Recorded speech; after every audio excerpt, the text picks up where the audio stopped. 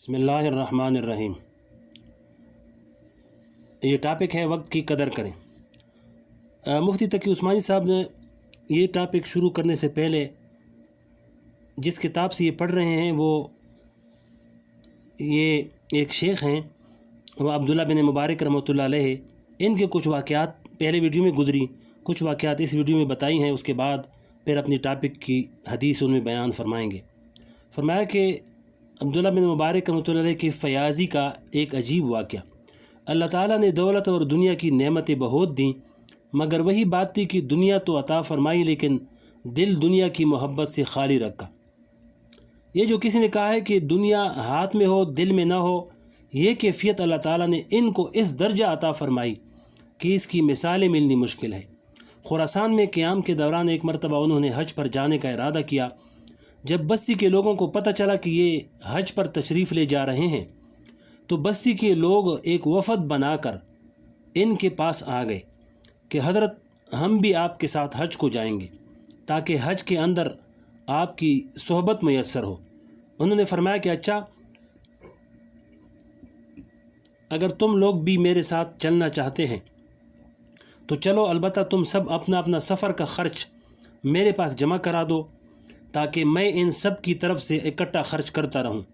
چنانچہ جتنے لوگوں نے جانے کا ارادہ کیا ان سب نے اپنے اپنے پیسوں کی تھیلی لا کر عبداللہ بن مبارک رحمۃ اللہ کے پاس جمع کرا دی۔ انہوں نے وہ ساری تھیلیاں لے کر ایک صندوق میں رکھ دیں اور اس کے بعد سفر پر روانہ ہو گئے۔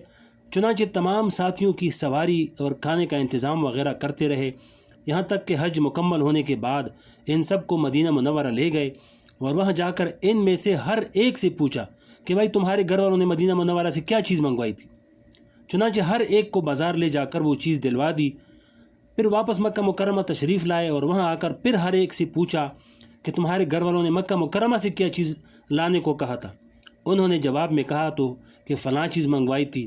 چنانچہ ایک ایک فرد کو بازار لے جا کر وہ چیز دلوا دی۔ پھر واپس سفر کر کے جب خراسان پہنچے تو وہاں سب کی عالیشان دعوت کی اور اس دعوت میں ہر ایک کو تحفے بھی پیش کیے۔ اس کے بعد وہ صندوق کھولا جس میں جاتے وقت ہر ایک کی پیسوں کی تھیلی رکھی تھی اور ہر ایک کو اس کی تھیلی واپس کر دی پیسوں سمیت۔ اس طریقے سے سخاوت کے دریا بہائے۔ ایک اور واقعہ لکھا ہے کہ ایک مرتبہ حج کو جا رہے تھے، ایک قافلہ بھی ساتھ تھا۔ راستے میں ایک جگہ پر قافلے والوں کی ایک مرغی مر گئی۔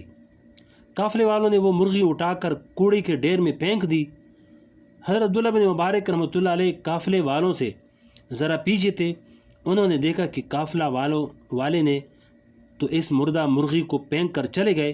اتنے میں قریب کی بستی سے ایک لڑکی نکلی اور وہ تیزی سے اس مردہ مرغی پر جپٹی اور اس کو اٹھا کر ایک کپڑے میں لپیٹا اور جلدی سے بھاگ کر اپنے گھر چلی گئی۔ عبداللہ بن مبارک رحمۃ اللہ علیہ یہ سب دیکھ رہے تھے، بہت حیران ہوئے کہ اس مردہ مرغی کو اس طرح رغبت کے ساتھ اٹھا کر لے جانے والی لڑکی کون ہے۔ چنانچہ عبداللہ بن مبارک رحمۃ اللہ علیہ بستی میں اس لڑکی کے گھر گئے اور پوچھا کہ وہ کون ہے اور اس طرح مردہ مرغی اٹھا کر کیوں لائی ہے۔ جب بہت اصرار کیا تو اس لڑکی نے بتایا کہ اصل میں بات یہ ہے کہ میرے والد کا انتقال ہو گیا ہے، جو ہمارے گھر میں واحد کمانے والے تھے۔ میری والدہ بیوہ ہے، میں تنہا ہوں اور لڑکی ذات ہوں اور گھر میں کھانے کو کچھ نہیں ہے۔ ہم کئی روز سے اس حالت میں ہیں جس میں شریعت نے مردار کھانے کی اجازت دے رکھی ہے۔ چنانچہ اس کوڑے کے ڈھیر میں جو کوئی مردار پھینک دیتا ہے ہم اس کو کھا کر گزارا کر لیتے ہیں۔ بس یہ سن کر عبداللہ بن مبارک رحمۃ اللہ علیہ کے دل پر چوٹ لگی۔ انہوں نے سوچا کہ یہ اللہ کے بندے تو اس حالت میں ہیں کہ مردار کھا کر گزارا کر رہے ہیں اور میں حج پر جا رہا ہوں۔ چنانچہ اپنے معاون سے پوچھا کہ تمہارے پاس کتنے پیسے ہیں؟ اس نے بتایا کہ میرے پاس شاید 2000 دینار ہیں۔ انہوں نے فرمایا کہ ہمیں واپس گھر جانے کے لیے جتنی دینار کی ضرورت ہے تقریباً 20 دینار وہ رکھ لو اور باقی سب اس لڑکی کو دے دو، اور اس سال ہم حج کو نہیں جائیں گے، اور ان دیناروں سے اس کے گھر والوں کو جو فائدہ ہوگا اللہ کی رحمت سے امید ہے کہ اللہ تعالیٰ حج سے زیادہ اجر و ثواب اس پر عطا فرمائیں گے۔ یہ کہہ کر واپس چلے گئے۔ غرض یہ ایک دو نہیں بلکہ ایسے بے شمار فضائل اللہ تعالیٰ نے ان کو عطا فرمائے تھے کہ ہم لوگ ان کا تصور بھی نہیں کر سکتے۔ ایک اور واقعہ یاد آیا، جب کبھی وہ رقہ شہر میں جایا کرتے تھے تو ایک نوجوان ان سے آ کر ملا کرتا تھا۔ وہ آ کر کبھی مسائل پوچھتا، کبھی دوسری باتیں آ کر پوچھتا۔ ایک مرتبہ جب رقہ شہر جانا ہوا تو وہ نوجوان نہیں آیا، اور نہ اس نے آ کر ملاقات کی۔ آپ نے لوگوں سے پوچھا کہ ایک نوجوان تھا جو ہمیشہ آ کر ملاقات کیا کرتا تھا، وہ نظر نہیں آ رہا ہے، وہ کہاں گیا؟ لوگوں نے بتایا کہ اس پر قرضہ بہت ہو گیا تھا، اور جس شخص کا قرضہ تھا اس نے اس کو گرفتار کرا دیا ہے، اس لیے وہ جیل میں ہے۔ ان کو بڑا دکھ ہوا، انہوں نے لوگوں سے پوچھا کہ کتنا قرضہ ہو گیا تھا؟ لوگوں نے بتایا کہ 10,000 دینار۔ پھر معلوم کیا کہ کس کا قرضہ تھا؟ لوگوں نے بتایا کہ فلاں شخص کا قرضہ تھا۔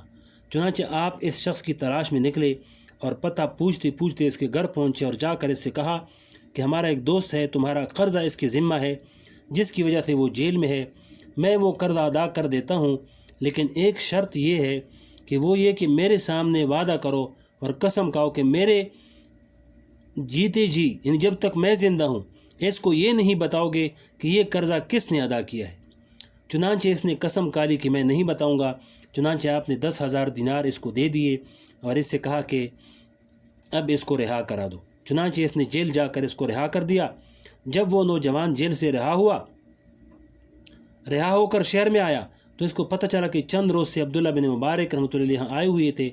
لوگوں سے پوچھا کہ یہاں سے کب نکلے ہیں؟ لوگوں نے بتایا کہ ابھی نکلے ہیں۔ چنانچہ وہ نوجوان آپ کے پیچھے دوڑا اور راستے میں ان سے ملاقات ہوئی۔ حضرت عبداللہ بن مبارک رحمۃ اللہ نے فرمایا کہ میں نے سنا تھا کہ آپ جیل میں ہو۔ اس نے جواب دیا کہ ہاں، میں جیل میں تھا، اب اللہ تعالیٰ نے رہائی عطا فرما دی۔ تو عبداللہ بن مبارک رحمۃ اللہ نے پوچھا کہ کیسے نکلے؟ اس نوجوان نے کہا کہ بس اللہ تعالیٰ نے غیب سے فرشتہ بھیج دیا، اس نے میرا قرضہ ادا کر دیا، اس لیے مجھے رہائی مل گئی۔